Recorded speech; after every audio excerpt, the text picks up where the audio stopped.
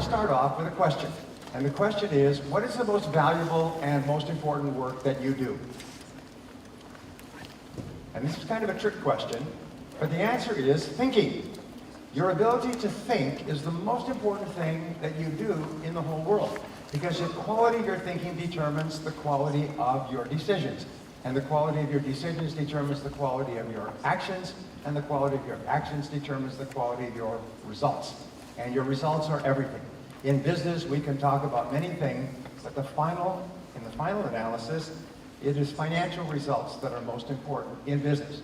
Maybe not in personal life, maybe not in medicine, but in business we always think in terms of numbers, and the quality of your results is determined by the quality of your thinking. Many years ago, I began to study the subject of time management because I thought it was a very helpful subject, and I was amazed at how much there was in time management. I then produced programs and books, and my books on time management are now the best-selling in the world in 40 languages. But what I learned was a concept, and the concept was called consequences. Consequences, I found, is one of the most important words in our world. And the reason is that in time management, something is important to the degree to which it has big potential consequences. And something is unimportant to the degree to which it has low or no consequences. Thinking has the greatest consequences of all. In fact, if you look at people who are successful and people who are unsuccessful, successful people do things that have greater long-term consequences. And unsuccessful people do things that have low or no consequences. And thinking has the greatest consequences of all. So what I want to give you is I want to give you a series of thinking tools. At Harvard University, they did an interesting study over a period of 50 years to find out why some people moved up financially in their lives and why some countries move up financially. And what they found with regard to people is that it had to do with vocabulary. And a wise man once asked me, what is the purpose of words in human life? And people said, well, to communicate. He said, yes, he said, but it's more than that, because a word is a condensed thought. And one word can have many meanings. Think of the words like love and freedom, family, and success. I mean, these can fill entire books and libraries. So he said, every word that you know is a condensed thought. The more words that you know, the better you can think, because you can put these words together into more complex thoughts. As a result, you can think better and make better decisions. So what they found is that worldwide is people who have the very best vocabularies rise to the top of their societies. The more words that you learn and understand, the better you can think, the better results you get, the better life you have. Well, at the same time, the things we'll talk about today are like words. They're condensed thoughts. They're ideas that apply to business. And when you take these and you put them together, you can think much better about getting results in business. So let us begin. When I started off, I started my own business in 1978. And I say when I started my own business for the first time, after working for other companies for many years, I learned how to sell again. I had to sell my house, I sold my car, I sold my furniture. I sold everything that I had, and I had to borrow from my friends and family to stay alive. And I was shocked, because there are maybe 50, 100 million businesses in the world. What could be hard about starting a business? And it was amazing. What I learned is every new business startup starts off with great hopes and then immediately goes into a dive, like an airplane diving toward the ground. And the job of the business owner at the beginning is to try to stop the airplane from crashing. Crashing means you run out of money and you can't get any more money, and so you crash. They find that 80% of new businesses fail worldwide. Why? It's because the people lose all their money before they figure out how to make a profit. Now, if you find out how to earn more money than it is costing you to be in business, it's like an airplane. You pull the airplane out of the dive and and your business starts to grow. And this is called the sigmoid curve. Your business goes into a decline phase, which is the growth phase, where you are learning at an incredible rate. By the way, when you start a business, get married, introduce a new product or service, start a new job, you go into this very fast learning phase, and then as you learn, you start to turn and you start to come out and you begin to grow. The business begins to grow. It's actually, let's see if I can do it like this. It's very important. This curve determines all of life. We say it's like this, and you start here with high hopes and enthusiasm. You immediately go into a dive. If you can find a way to make more money than it's costing you, you pull this out. You go into a growth phase and then to a decline. All businesses, all products, all careers, all lives. This is the law of life. And here's an interesting thing. All businesses will level off. Why do I think of the word Nokia? Okay. Why? It's because Nokia went through its growth phase, its learning phase very rapidly, began to grow, became one of the most popular phone companies in the world, the miracle of technology, and then for various reasons they flattened out and began to decline. Once this decline begins, by the way, it is very hard to turn around. It's like an aircraft that runs out of fuel. It starts to die. And then they begin to struggle. When you go into a business, by the way, you can go and you can analyze the business and find out what phase it's in by asking 3 to 5 questions. Most companies that I go to are either here or here.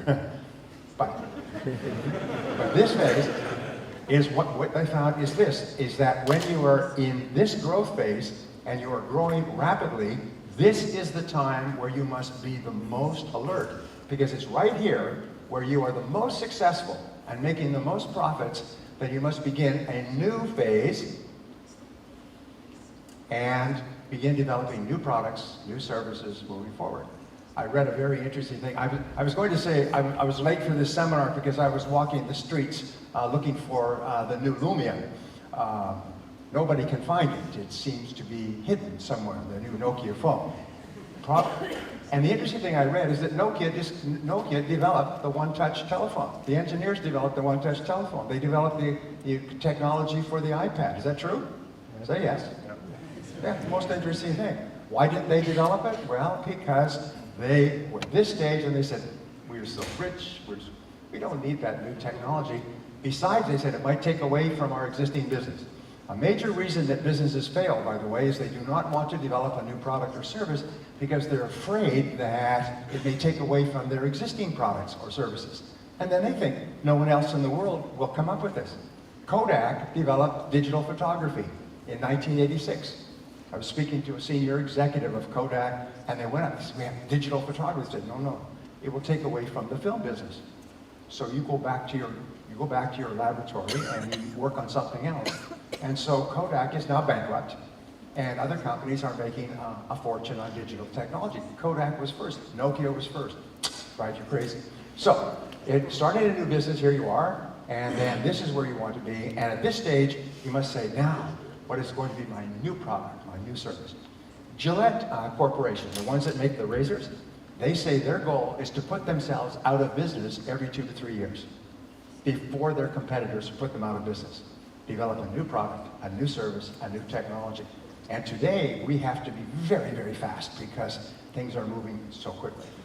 So your question is, where are you? The interesting thing is that 90% of businesses started by people with business experience succeed. Very, very high success rate if you have business experience because you can go through these curves very quickly. And I'm going to give you some ideas that help you to get to here. This is where you want to be. Growing, high profits, great future, wonderful prospects. Is that a good goal? Say yes. Yes. So the most important thing that you do is thinking, and the more thinking tools you have, the better you can think, the better results you can get. So second question is, what is the most important part of this conference? Well, the answer is what you do afterwards. It's what you do afterwards. It is the actions that you take. And one of the most important things that I've learned is that the successful people are intensely action-oriented. They're always thinking in terms of taking action. Unsuccessful people tend to be more passive, and they wait for things to happen.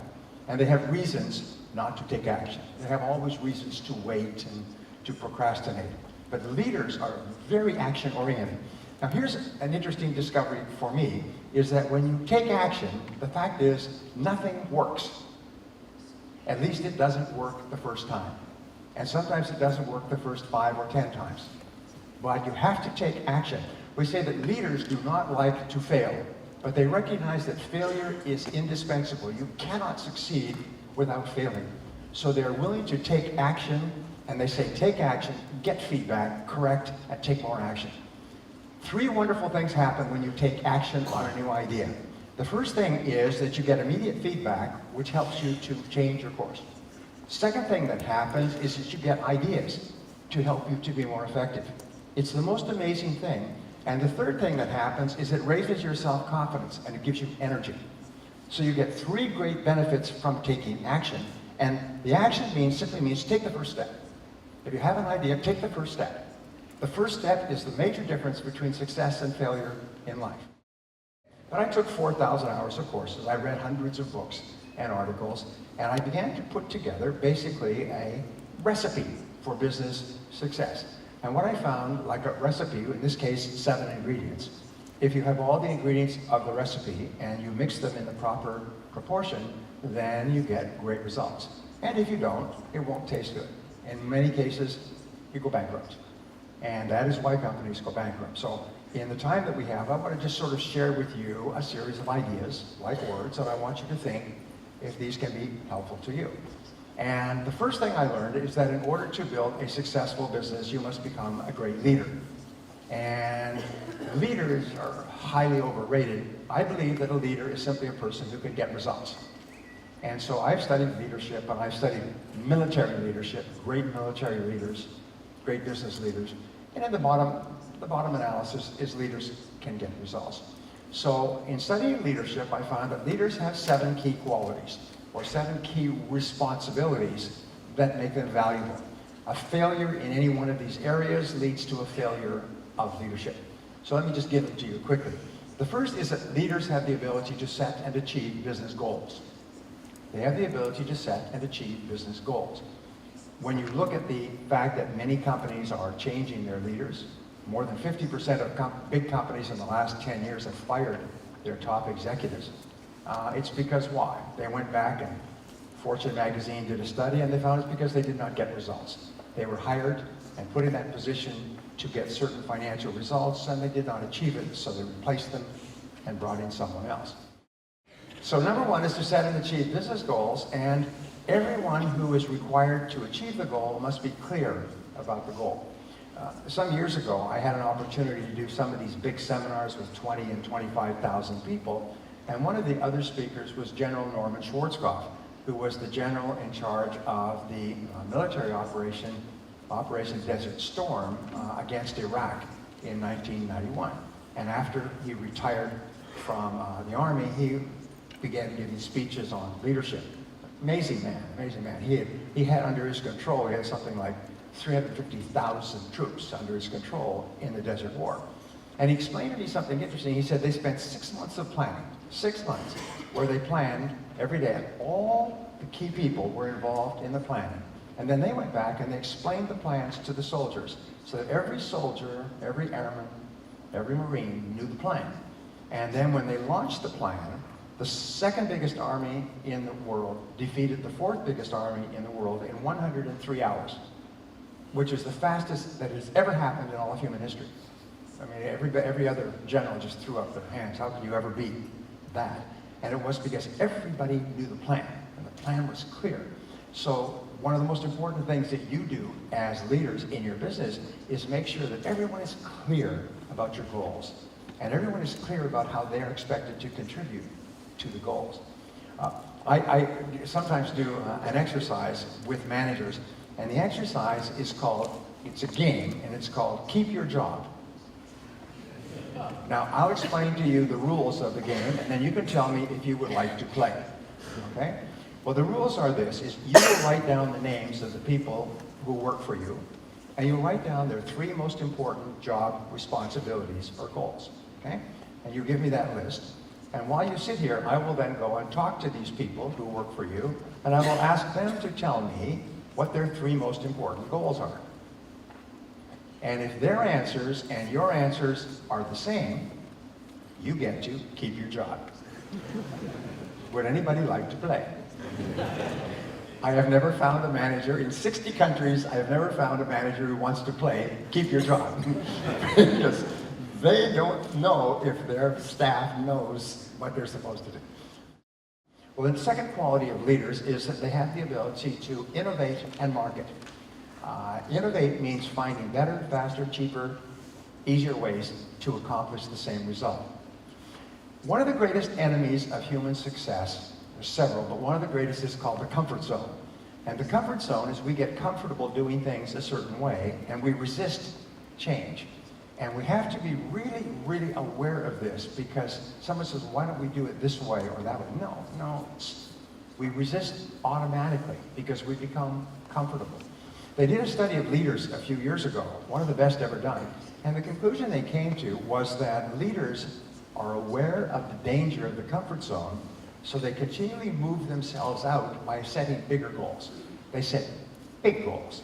So I would suggest to you, whatever business you're in, set a goal to double the size of your business. Set a goal to double the size of your business in 3 to 5 years. Now, people say, well, that's ridiculous. We've got a difficult economy, competition. Just set a goal. The interesting thing is, when you set a goal, it forces you to think bigger. It forces you to think out of your comfort zone. It forces you to be open to different possibilities that you hadn't thought of before. Here's one of my favorite graphs that applies to personal life, and it applies to business life as well. And basically it says that this is income, all right, over time, and this is time. And each company is on a particular growth path.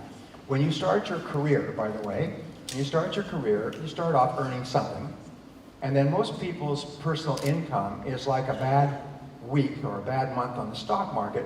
Their income is like this, up and down, up and down, up and down. They're earning money, a lot of money, little money, a lot of money. And over the course of life, a person's lifetime, their income goes up at about 3% per annum if they're employed. If your income goes up at 3% each year, you never get out of debt, you never become successful. However, there's also a growth path. And this growth path is about 10% to 25% per annum. And this path is determined by knowledge plus skill.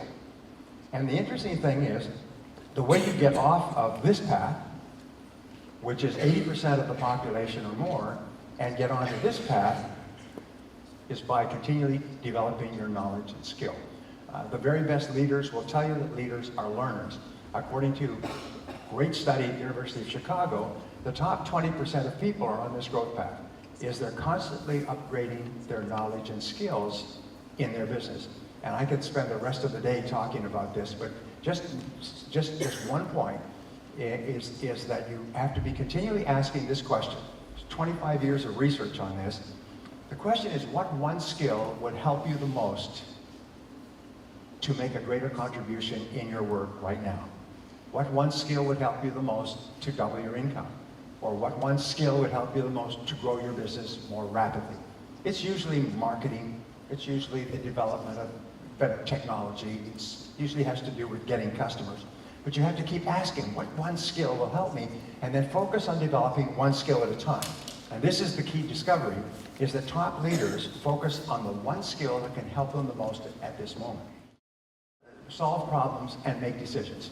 And this is the third major responsibility of leaders, is that all that stands between you and any of your goals is problems, difficulties, obstacles, challenges, the market, the competition, people. So your ability to solve problems largely determines your success or failure in life. Is that leadership is the ability to solve problems. That success is the ability to solve problems. So if I were to take your business cards, I know the job description of everyone in this room. Everyone here is a problem solver. That's all you do from morning to night. In fact, your ability to rise in life, like passing through school, is determined by your ability to pass the tests at each level. And if you keep solving the problems at your level, you get promoted to solve bigger problems. In fact, all you get in life for solving problems is bigger problems to solve.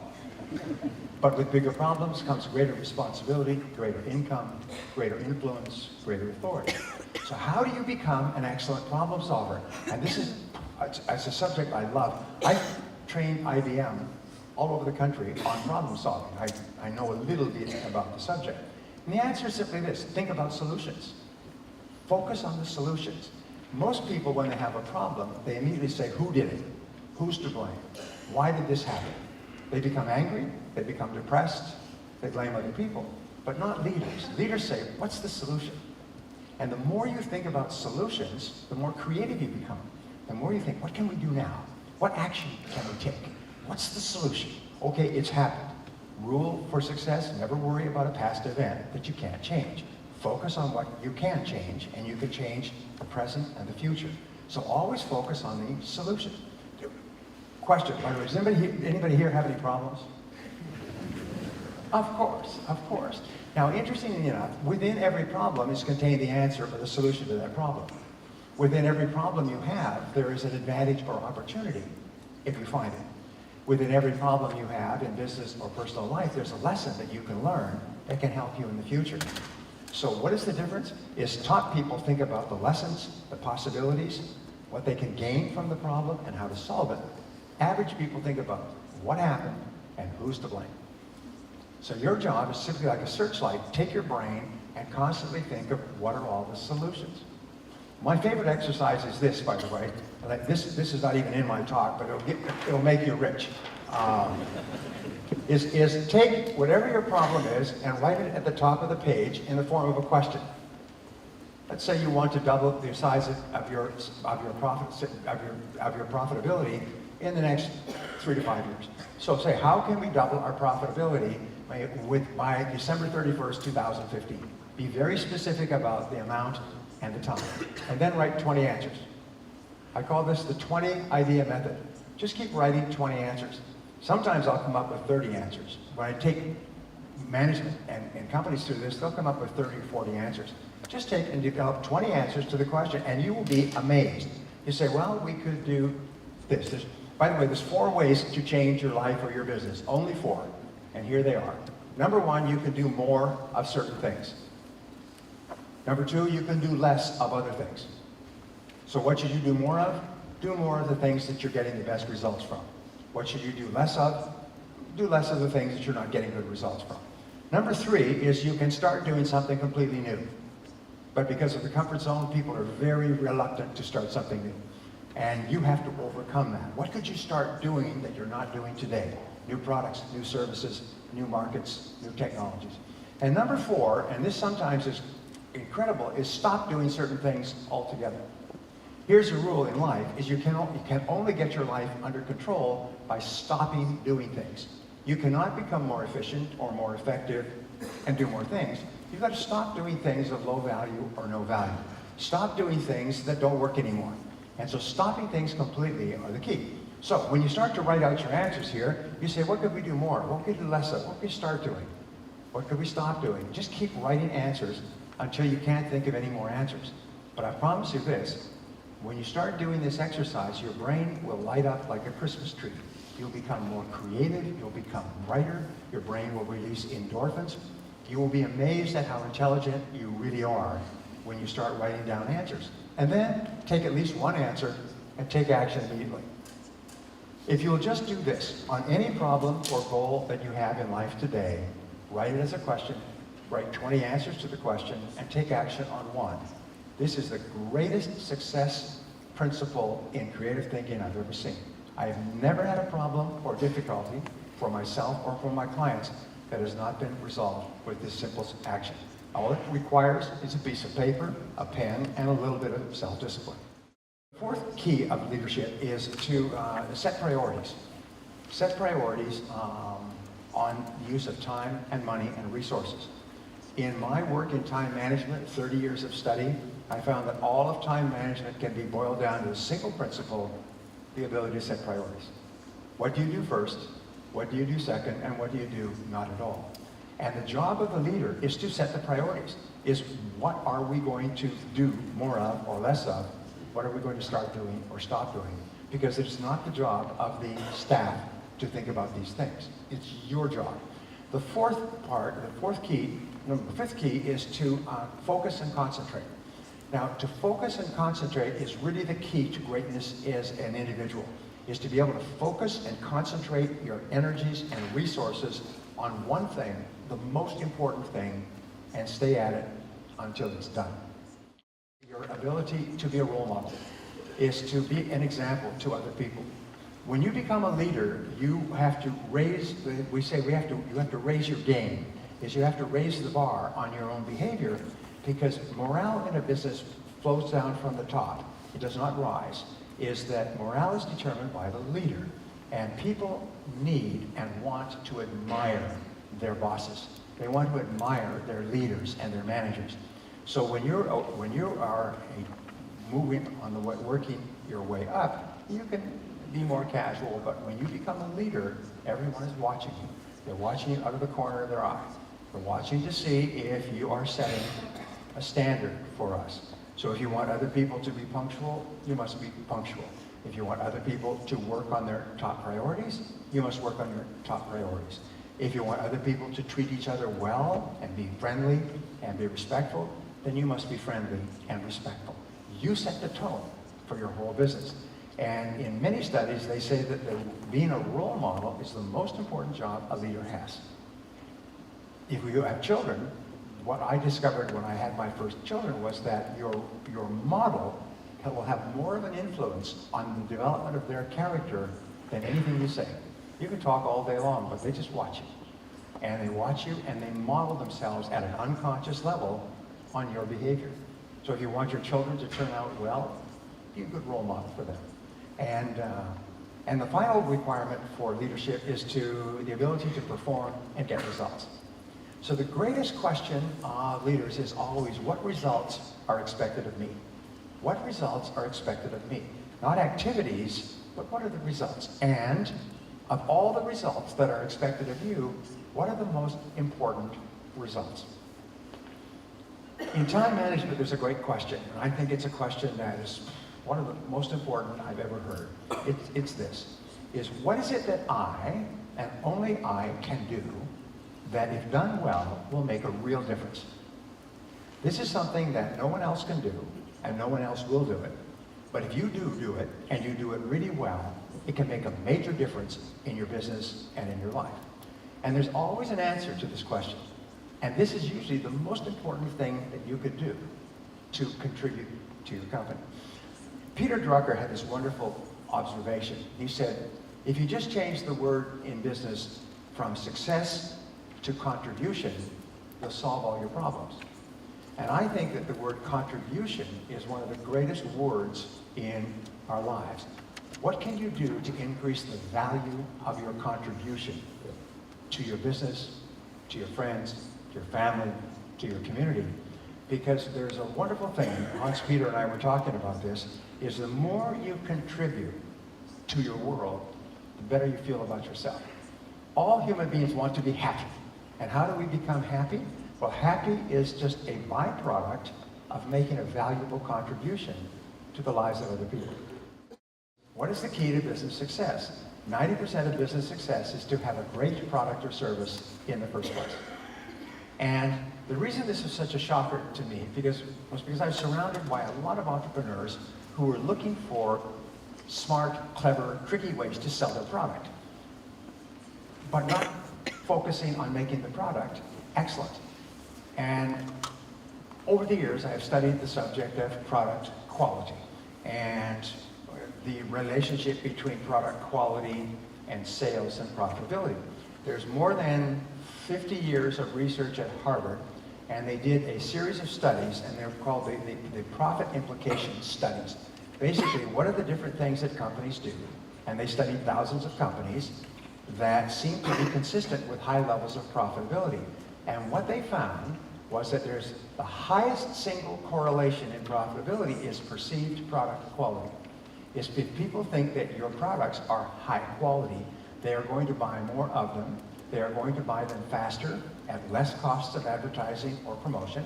They are going to pay more money willingly. They'll put the money in your hands, and you'll have high levels of profitability. Here's a great question. What is the most important sale to a customer? Of all the sales that you make, what's the most important sale? And the answer is the second sale. The first sale you can get through discounts, deceit, advertising, promotion, aggressive sales techniques. You can always get the first sale. But the second sale, when the customer comes back and buys from you again, is when the customer says, you kept your promise. Your product did deliver what you said it would do when I bought it the first time, and I'm back. So the second sale is the most important thing. All top business people think about the second and the third and the fourth sale while they're making the first sale. So having a great product is the key. Now, how can you predict the future of your business? It's real simple. Ask yourself what percentage of people who use your product afterwards say, this is a great product. What percentage of people describe your product as a great product? Great, excellent, wonderful. Or a great service. Or when they do business with your company, they say, that is a great company. I like that company. Because this is the number one single factor that determines your success, is the percentage of your customers who describe you as a great company with great products or services. So, you take your 20 idea method and you say, what could we do to be sure that everyone describes our product as a great product, or our service as a great service, or our company as a great company? What do we do? And just think of all the answers. Now, here's a great question that you can ask, is you can ask, on a scale of 1 to 10, Mr. Customer or Mrs. Customer, do you feel that our product or service was a great product or service? Customers, by the way, will make you rich if you ask them. If you ask them for their opinion. Mostly, we don't ask because we don't want to know. Okay. So we ask, we say, on a scale of 1 to 10, was this a great product or service? Was this a great experience for you? And if the customer says, well, on a scale of 1 to 10, I would give you a 6 or a 7. Well, that's not very high, but it's better than a 3 or a 4. So I give you a 6 or a 7, and then what question do you ask? What would we have to do to earn a 10 in your estimation? And you know what? Your customers will tell you, well, if you want me to give you a 10, you have to do more of this or less of that. You'd have to start doing this or stop doing that. And if you do what your customers tell you to do, they will then say, this is a great product. By the way, there's years of research on this simple concept. So if all you have is one focus in life, is to get people to say afterwards, this was a great product. So number 3 is to develop a great business plan. And a great business plan, everybody is told you have to have a business plan if you want to be successful. And most entrepreneurs, most business people are conceptual. They're right-brain thinkers.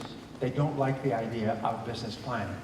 So they've developed now systems where you can do a business plan in 1 hour. Very simple business plan. But a business plan is essential because it forces you to think about the most important parts of your business. And in many cases, when you do a good business plan, you'll find that this business won't work. A good friend of mine who started with nothing, came from a poor family, and is today very, very wealthy, was telling me that he spent 6 months planning to go into a new business. And it looked like a good business. On the surface, it seemed to be quite profitable. And so he began doing research. And he did very, very detailed research. He was going to invest $50 million in this business. And he had the money lined up and ready to go. But after he had done the research, after 6 months, he finally decided that no, this is not a good business to go into at this time. And he threw it away and went on with something else. He said it's much better not to go into a business after doing your research than to go into a business without research and find out what happens. So what he did was he decided no, and he took all of the investment that he had spent in doing the business planning and just threw it away. And he says one of the smartest things he ever did. A very wise man once told me, the best businesses that you go into are the ones you decide not to. The best business decisions you ever make are the ones where you decide not to go into a particular business. So a business plan basically forces you to ask, what is the product that I plan to sell? Who is the customer that I plan to sell it to? How much can I charge? And how profitable will it be? How much will it cost to produce the product? How much will it cost to market and sell the product? How much will it cost to deliver and service the product? And asking these questions forces you to think. It forces you to think better. And if you're doing this, imagine that someone else is going to be very critical and demand to know where this number came from. Many people start off with an idea that this is a great product idea, and then they create the product or launch the product, and they find that it's not a great product because people don't buy it. I'll tell you a great story. A friend of mine immigrated from England to Vancouver, Canada, and he started off selling advertising in specialty magazines. He was in his 20s and he knocked on doors and he sold advertising. Boat magazines, motorcycle magazines, home design magazines. He worked for a company that had specialty magazines and he sold advertising many years ago. And finally, after 3 or 4 years, he realized that if you can sell advertising, that's the most important part of magazines. So he could start his own magazine. So he did. And he worked very hard building his advertising for his magazine, and it became a little bit profitable. And he had enough money to go to an international conference on magazines in New York.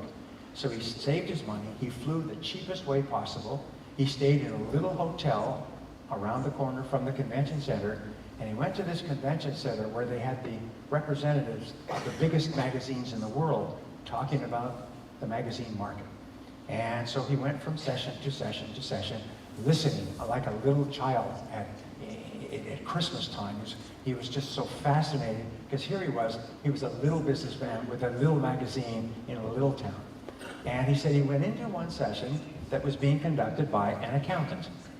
I never forgot this story. And the accountant, it was not very many people were in the session, and the accountant was talking about profit and loss in the magazine industry.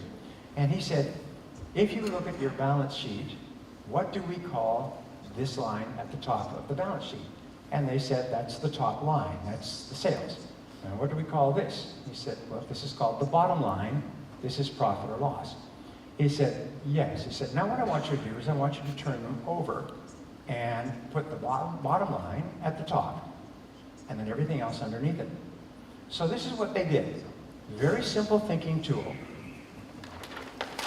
is they took the balance sheet, took the balance sheet, and at the top, your columns like this and so on. And here were the sales. And he said, but here you put your profits. Profits by month. Is the profits that you want to earn. Then below that, you have the sales that you're going to have to achieve to get the profits. And below that, all the costs of achieving the sales all the way down here. But you start with your profits being your top line. So instead of at the end of the month saying how much profit did we earn, you start off at the beginning of the month and saying this is the amount of profit we want to earn. What will we have to do to achieve that profit? He said he took that idea back, he applied it to his little business. Today he owns 32 magazines. He's one of the wealthiest people in the city and one of the most respected people in the business community.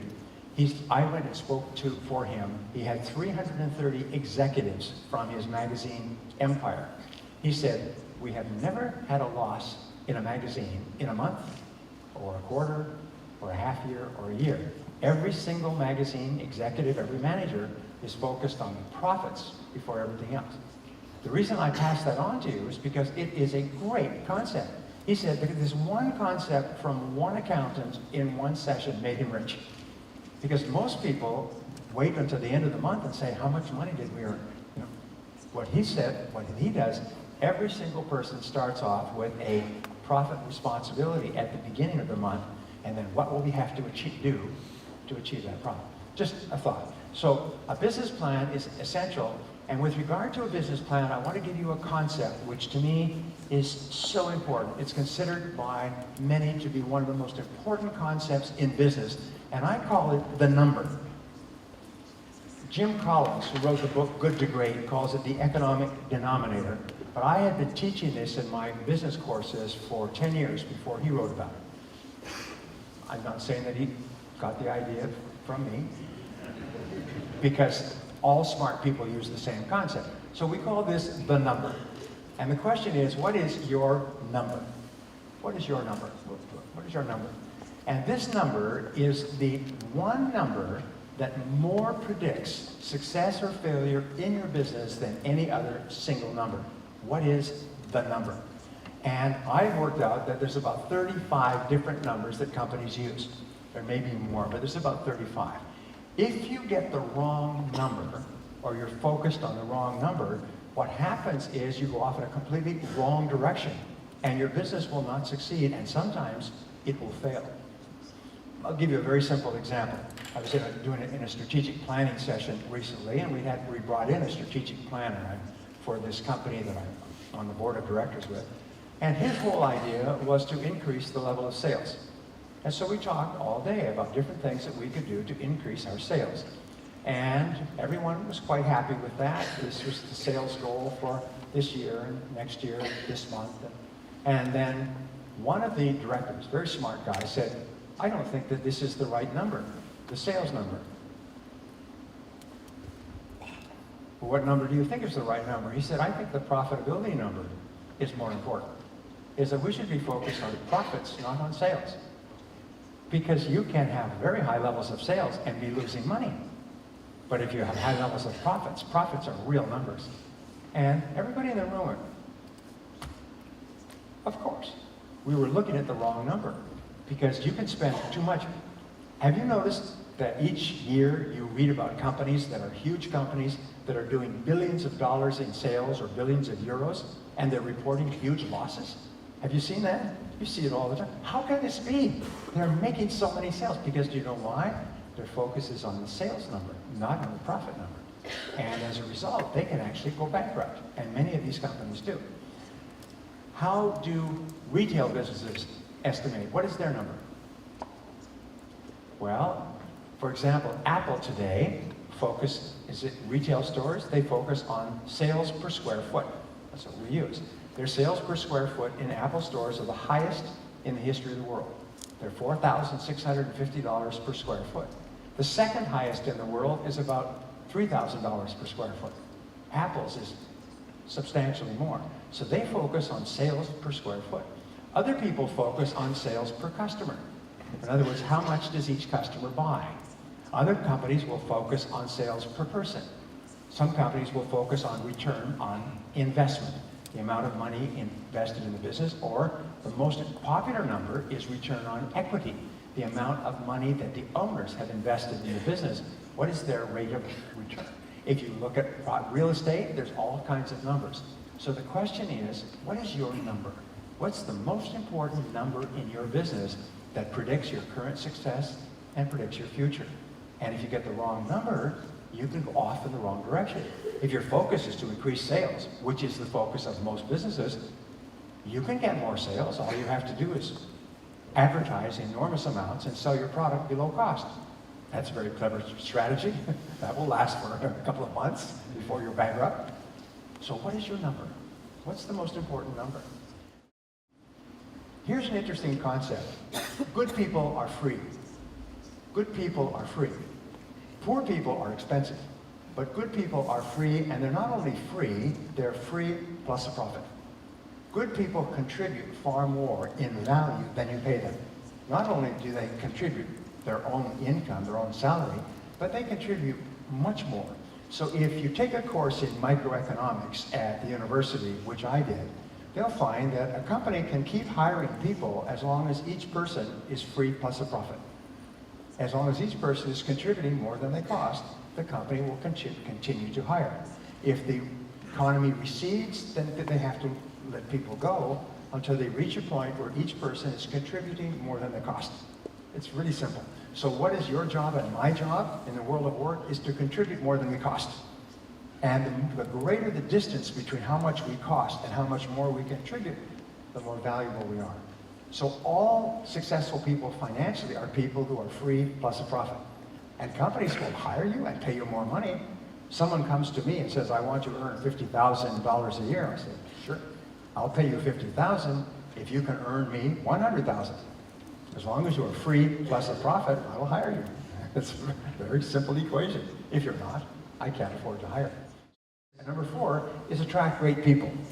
Attracting great people is So important. And it is an art, and it is a science, and it is something that you learn from experience. When you start off in business, as I did, you'll find that your ability to hire the right people is very low, and you make a lot of mistakes. You hire the wrong people, you keep them there for too long, you put them in the wrong jobs, you pay them too much money.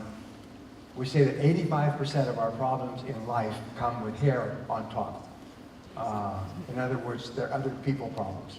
And new managers make a lot of mistakes in hiring.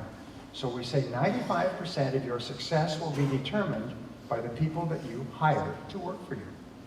And the very best companies hire the best people. And the second best companies hire the second best people. And the third best companies are on their way out of business. So learning how to interview and select and hire people is a core skill for business. If you cannot do that, you haven't got a chance. But if you can do it, and you can do it well, you can grow and grow and grow. I can give you 100 keys on this. I teach multiple courses on it. I will just say this, that the starting point of hiring the right people is to make a list of the right person. There's 3 things you always want to look at in hiring a person. First of all, what results will they be expected to get for you? And be very specific about the results and make them measurable. What's the number for results? Number 2 is what skills will they need to have to get the results that you require? Not skills that they can develop in the future, but you want to hire people who already have proven skills. When you do background checks, when you check references, the question you're looking for is, has this person achieved the same results somewhere else before they came to you? Because that's all that matters in your business, not if they're a nice person and have a great personality. Biggest mistake we make is we're overly influenced by nice people. And we hire nice people who are completely incompetent. They can't do anything except be nice people. And it usually takes about 6 months to realize that you've hired an incompetent, nice person. Standard rule, anyway. So, make sure that they have the previous experience that proves that they can get the results. And then the third part, we call this the golden triangle. If you're looking for the law of 3 in hiring, they are, first of all, skills. First of all, the results that you want people to get, the skills that they must have to get those results, and then the personality. And personality is very important. The most important thing to hire is to hire nice people, hire pleasant people, positive people. But make sure that you're clear of the results that you want them to get, the 3 most important results, and the skills they'll have to have. Number 5 is to create a great marketing plan. And if you look at business strategy, you'll find that all of business strategy is marketing strategy. Marketing strategy is different from sales. By the way, what is marketing strategy? Do you know? Well, marketing strategy is the ability to attract customers to your product or service. It's like attraction, it's like magnetism. How do you get people to raise their hand and say, I am interested in your product or service? And this requires the most important of all thinking that you do. Every major mistake in business is a mistake in marketing. They make a mistake in either selling the wrong product or to the wrong people at the wrong price, in the wrong place, in the wrong way. I'll give you a great example. One of my favorite examples is Steve Jobs, when he developed the iPod. You know, when he came back into Apple in 1997, and I just reading a book called The Greatest Business Decisions Ever Made. One of the greatest business decisions in that book was bringing Steve Jobs back into Apple in 1997 when the company was in serious trouble. It's interesting, the company was almost out of money when they brought him in, and he was still a major shareholder. So he came in, and as you know, Steve Jobs was a very difficult person, very highly opinionated, and he was a difficult person, and he hated Bill Gates. Because Bill Gates and he started at the same time, of 1986, Apple and Microsoft. And Bill Gates decided to have an open architecture, that everybody could develop programs for Microsoft product. And Steve Jobs decided to have closed architecture so they could capture more profits by having exclusive control of the architecture. And so the rest is history, is they were very successful. Apple products, computers, beautiful products. People loved the products, but they had a closed architecture and limited amount of software. Bill Gates opened up the software and everybody in the world used it. 20 years later, Bill Gates had 90% of the world market, and Steve Jobs and Apple were almost bankrupt. So anyway, Steve Jobs comes back into Apple, and Apple has 104 products. Every time somebody said, could you make a product for us? They would go to work and build a new product. New factories, new manufacturing, new science, new 104 products. So he looked at two things. First of all, we have far too many products, and second of all, we're out of money. So you know what he did? Is he called Bill Gates. He said, called him, and he didn't like him. No, I had to grit his teeth. Bill, yes? He said, we're almost broke, we need some money. Bill Gates said, how much money do you need? He said, we need $150 million to get through the year. He said, okay, I'll give it to you. He said, I don't think it's a good idea for Apple to go out of business. And he signed him a check and sent him $150 million and saved Apple. Even though Steve Jobs had been attacking him for years and years and years. That's the mark of why Bill Gates is such a great businessman. And then the next thing that Steve Jobs did was he said we're going to reduce the product line to 4 products. And he eliminated 100 products. And they all went crazy. He said, you can't do it. But he did it. And then he said, then we're going to introduce new products. And he came out with the iPod, which had music. But in order to have the iPod, he had to have iTunes, so that there was something to put onto the iPod at 99 cents each. And nobody had ever heard of something like this, so they looked at the marketing, what can we do? And he finally came up, and Steve Jobs came up with this, 1,500 songs in your pocket.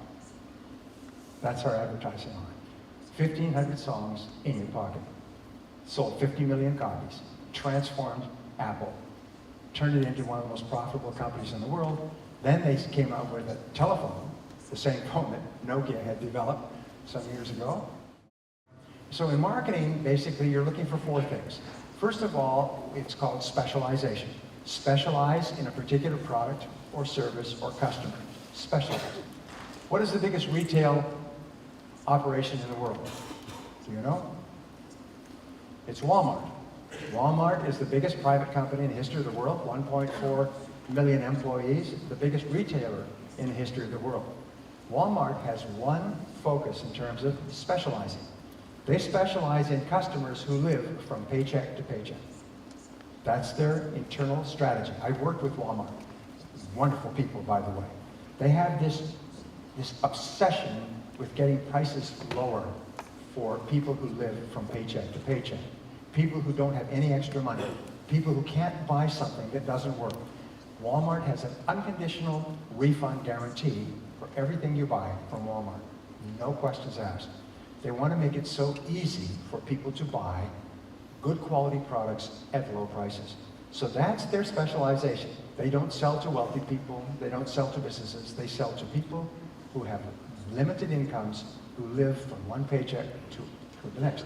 And in the US, I don't know what it is in Finland, but 70% of the population lives from paycheck to paycheck. So that's a pretty good market to go after, wouldn't you say? 70% of the population? Big, most successful company in the world. Well, you have to specialize in a product or a service or a customer, particular customer. McDonald's specializes in people who want to eat quickly. Good quality, inexpensive, clean, good value, and they want to eat quickly. They don't try to be a gourmet restaurant. They just serve that level of people who want to eat quickly and eat good food, reasonably good food. Biggest restaurant chain in the world by specializing clarity. Second is differentiation. The second part of marketing is differentiation, and that means that your product or service is superior in at least 3 ways to your competitors.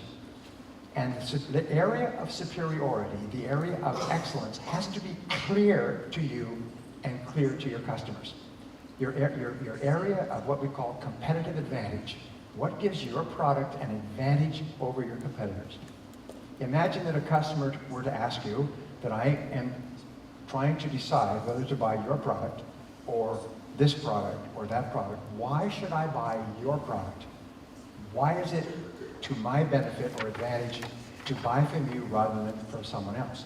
Your answer must be so quick and so clear that they say, oh, in that case, I'll buy yours. So what is your competitive advantage? And the rule is that if you don't have a competitive advantage, something that makes you superior, clearly superior to your competitors, then you must develop a competitive advantage.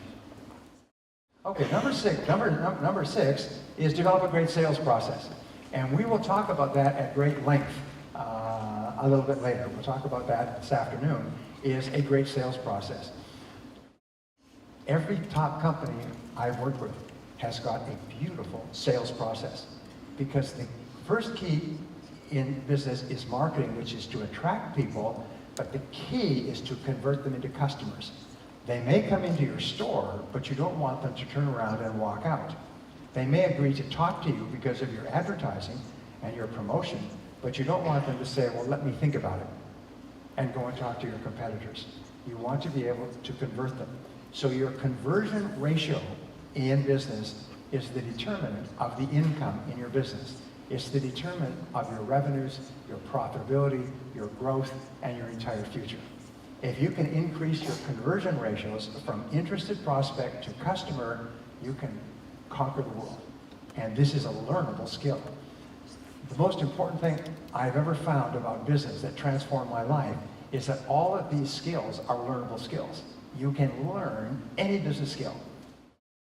Well, number 7, and the 7th is something we could spend 2 or 3 semesters on, is develop a great customer experience. This is the key to the future, a great customer experience. You want customers to be happy. I will say this afternoon, but I say, what is the key to business success? It is to make your customers happy. Make them happy that they did business with you, that they bought your product or service. And everybody in your company has to be thinking, how can we make our customers happy? And then, how can you make them happier than your competitors? Because customers, almost like a moth that goes to the flame, or bee that goes to honey, customers go to the businesses that make them the happiest. And they come back over and